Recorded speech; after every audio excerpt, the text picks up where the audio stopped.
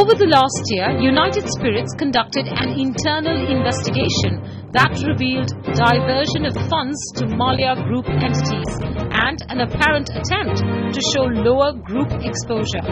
Based on the various improprieties and legal violations, the USL board says it has lost confidence in Vijay Mallya continuing as director and chairman, and it has asked him to resign. If he declines to step down, the board says it will recommend that shareholders remove Vijay Mallya as director. Now, the New Companies Act says a director may be removed before his term expires by an ordinary resolution, but with special notice. That means such a resolution can only be proposed by shareholders holding at least 1% voting rights or shares of 5 lakh rupees in face value. The director must be given a reasonable opportunity of being heard. The question is, who will move such a resolution against Vijay Mallya? As controlling shareholder, it ought to be Diageo. But Diageo claims a contractual obligation to support Vijay Mallya. And Mallya ain't going down without a fight.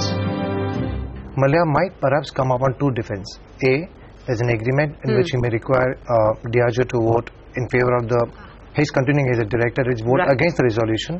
B, the fact that Diageo knew about the entire past during the diligence exercise. Now, those representations of Dr. Mallya perhaps may not hold really good at the shareholders meeting. Generally, in your experience, how easy or difficult is the removal of director process? So long as Dr. Mallya doesn't really go to the court of law, try to get some sort of injunction against this particular meeting, is a fairly easy process. Okay. He might perhaps go to the court of law and try to get some form of injunction, which courts seldom grant in these cases. Okay, especially if the court has a chance to look at all these financial improprieties. Very difficult for him to get any form of injunction from the company convening this meeting. Okay. Rajat, based on all these financial improprieties, it might not be that easy for Mallya to get an injunction. Would that be fair to say? Let's put it that way. That's certainly true. He would obviously like to rely on what the contractual commitment is. Okay, so now let's get to that contractual commitment. In fact, just a minute before that, even without this particular facts, a court might still tell it's a shareholder's prerogative to keep a director or to remove a director. Assuming that no such irregularities are discovered, despite that Dr. Mallya approached the court to stay his removal, the court would most likely say it's for the shareholders to decide whether to continue as a director or not. So, this certainly adds to the case. But even without this... Even otherwise, the court will vote in favor of shareholder democracy in that sense. Exactly. Yeah, okay. So now we come to the many billion-dollar question. What will Diageo do in the circumstances? Will it vote in favor of Mr. Mallya continuing as director and chairman, because that's what its agreement with Vijay Mallya seems to indicate? Will it, as the primary shareholder in United Spirits, the shareholder that controls the management and the board who have found all these financial improprieties, decide to vote against Mr. Mallya because that's what the management would like? Or can it abstain because it has a conflicting agreement, and it is the primary shareholder? In your opinion, what will Diageo do? I really don't know what Diageo would do. That's for the management to decide. But what ideally they could do is either rely on the agreement and say that because of the agreement they have to support Dr. Mallya continuing as chairman, and therefore they'll vote against the resolution, which means the resolution fails and Dr. Mallya continues as director. But that would be by and large going as per the contract. Right. Considering that Diageo has a 54% equity stake, they're almost in management, they have to even consider there's a law, there are irregularities, they have to remove him. They are certainly stuck between the, as they say, rock and the hard place. Sure. If they vote for, they vote against. If they vote against the removal of Dr. Mallya, they are technically antagonizing the public shareholders. They could face a class action in the US if there is such proceedings. The public might get up and say that you have reasons to remove him, but because of private contract, which is not part of the articles of the company, you now cannot allow him to continue as director. On the other hand, if Diageo decides to vote for his removal, the only person who can sue him is Dr. Mallya for breach of contract. Now, whether breach of contract would amount to damages, it will be subject to the governing laws and the detailed contract. Sure. Also because the contract says that they will support him as director and chairman as long as, he meets subject to certain conditions and certain defaults not being triggered. We don't know what those conditions are or default clauses are, and therefore we don't know if in fact these financial improprieties do trigger those default clauses. But in your opinion, would it be wiser for Diageo to risk a contractual sort of suit in that sense versus risking shareholder action and regulatory action for being a majority shareholder that blocked the benefit of the company simply in order to honor a private agreement? I believe they should risk breach of the contract. In fact, there's no breach of a contract. If you really ask me, there's no breach of the contract also. Most often but not, these contracts do have default provisions. There will be governing law, there will be severability clause. They can rely on some of these provisions to say that the action to vote in favor of the resolution is because the law has to ultimately prevail over the contract. Sure. So I don't think they're in the risk of really serious for damages. Okay, Rajat, what do you think Diageo will do or should do? So I think if they feel strongly about their position under the contract, then and they feel that they have the basis under the contract to support a resolution for removing him, then obviously it's a no-brainer and they would go ahead with the shareholders meeting. If on the other hand there is some ambiguity and we don't know what the meaning of what the precise conditions under the contract are. The contract refers to absence of certain defaults. Right. So presumably the contract goes into some detail on what those defaults are. We don't know whether at this point of time it is possible to say that Mr. Mallya has committed those defaults. It may be a bit premature to say that. He's been a non-executive director on the board for a while. He's never been an executive director. So if there is lack of clarity under the contract, then it may well be that Diageo has decided to place this whole matter in the public domain and wait for the regulators to take appropriate action, wait for momentum to build up and ultimately force Mr. Mallya to step down. So you're saying this might be a convenient way out for Diageo to put all of this information in the public domain and say, look, our hands are tied because we have a private agreement, but that doesn't mean that ICAI, SEBI, MCA cannot take action, and that action could very well force Mr. Mallya to step down anyways without it having to come to a vote, which then sort of puts us in a situation of dilemma. That's a possibility. That's a possibility. Rather more gracefully, Dr. Mallya steps down, saves Diageo. Well, he's chosen not to, at least based on his public commentary of the last week. And in fact, he's raised the issue saying what kind of due diligence did Diageo claim to have done if it could not discover all of this at the time when it was acquiring the company. And so he's sort of indicating in some sense that Diageo ought to have known about all of this. Why are they speaking up now? This is not an issue between Diageo and Dr. Mallya. Yeah. If that is, there were separate shareholders agreement, they can go for the enforcement, misrepresentation, they can go for that contract. This is between the company and Dr. Mallya. The public, the institutions, they put the money in the company. Facts have not been discovered.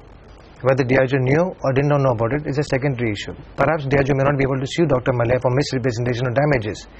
But knowing the management of the company as a public shareholder, we all need to know whether Dr. Mallya should continue or not continue. Is there any legal provision under the Companies Act which in fact might say that Diageo, because of these circumstances, you are in conflict and therefore you ought to abstain? Like for instance, how it plays out in related party transactions, you ought to abstain from this vote. Can they take cover under any such provision and not have to vote?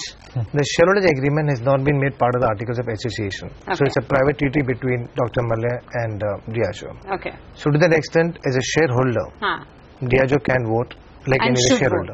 Ideally, they should vote. Okay. So on the abstention part of it, I'm sure they are considering it. But I don't think... Under what provisions can they choose to abstain? No, so it's for a shareholder to decide whether he wishes to vote yes or no or abstain from voting. But even the abstention would be interpreted as a violation of its contractual commitments to Vijay Mallya, right? Question for them. That's the question for them to consider, whether an abstention reduces the risk of a potential action from Mr. Mallya. Yeah. And if there is some basis for that under the contract, then that is an alternative which they would be considering. Irrespective of the agreement that they have privately, you see, that's one part of it.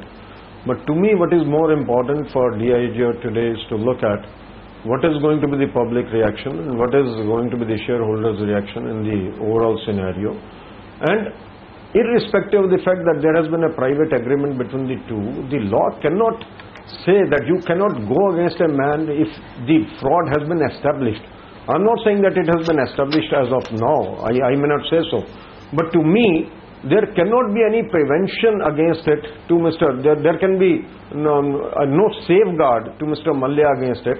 Once it is established that all these monies had been advanced to various parties and particularly the related parties, and those amounts are being written off today in one way or the other, or are being provided for in one way or the other. And to my mind, it really calls for some kind of an action, and I don't think that the major shareholder today can sit on it and say, no, we will wait for 1 year or 2 years. I think they must act, and they have to act. Maybe one way of looking at this is Diageo is hopeful that the regulators will act. I don't know why SEBI hasn't stepped in so far. I mean, these accounts were qualified last year. SEBI put in a whole mechanism to look at qualified accounts 2 years or 3 years ago, and they seem to be sitting silent and pretty on this entire situation for the last several months. I don't know what the ICAI will do. It may drag its feet, it may not. And I suppose the MCA will also have a role to play in some fashion, right? Of course, the regulators can pick up. MCA can start the investigation. They have reasons to do on a 210, 213. They can start all the investigations. But is Diageo now buying time, 12 months, 18 months for the investigation to come up, and then take a position that it is the regulators who are asking the removal? So I think probably Diageo has already given this some thought before these events occurred. So they have presumably a plan and a strategy to deal with this situation. It was unlikely that Mr. Mallya would have stepped down on his own, because that would have meant an admission of wrongdoing, and I don't think he would want to do that.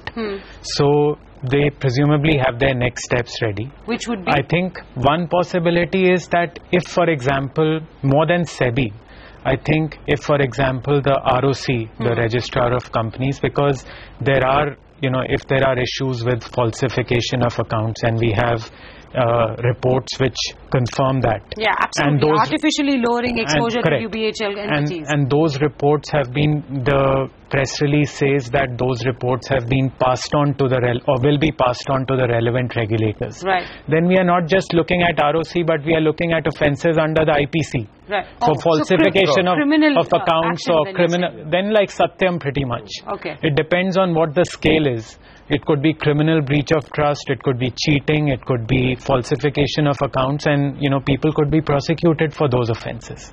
And the other interesting implication of that could be that if the contract is talking about absence of certain defaults, if, for example, Mr. Mallya or any of his associates are charged with those offences, whether that would constitute a default of any sort. Prem, last words on this before I give it to Amarjit Chopra. How do you see this move forward? I think Diageo ideally should not wait more than 3 to 4 months, hoping that MCA or someone else will do the investigation, come with a report which could be quite 6 months, 1 year down the road.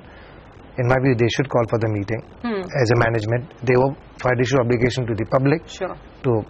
If they don't, then of course they can end the minority shareholder going to the court for mismanagement, supporting Dr. Mallya in a manner by not taking any concrete action after taking all the initiation of a forensic report and PwC report, investigation doing and all those things, creating a hype and then not doing anything. Are you really supporting Dr. Mallya about it? So I suppose, as far as Diageo is concerned, they should call for a meeting. Whether to vote or to abstain, I already mentioned that part. Okay, fine. Now, last word to you, Mr. Chopra. I come back to the gravity of these financial improprieties. Are we now looking at potential situations of fraud and maybe even criminal prosecution, sir? I personally feel that the Serious Fraud Investigation Office should have acted by now, because this report has been there for quite some time, and based upon the auditor's report itself, they should have acted. I'm really surprised why it has not happened so far. And the other point that I feel surprised about is that in the CARO, that the para 21 of CARO, the auditors have fallen short of saying that it's a fraud. They say the matter is under investigation. To me, to the extent the management has already provided for or written off the amounts in respect of such advances or loans, which means it is an admission of fact by the management. The management, to my mind, in its own way has admitted, yes, there was a fraud to that particular extent.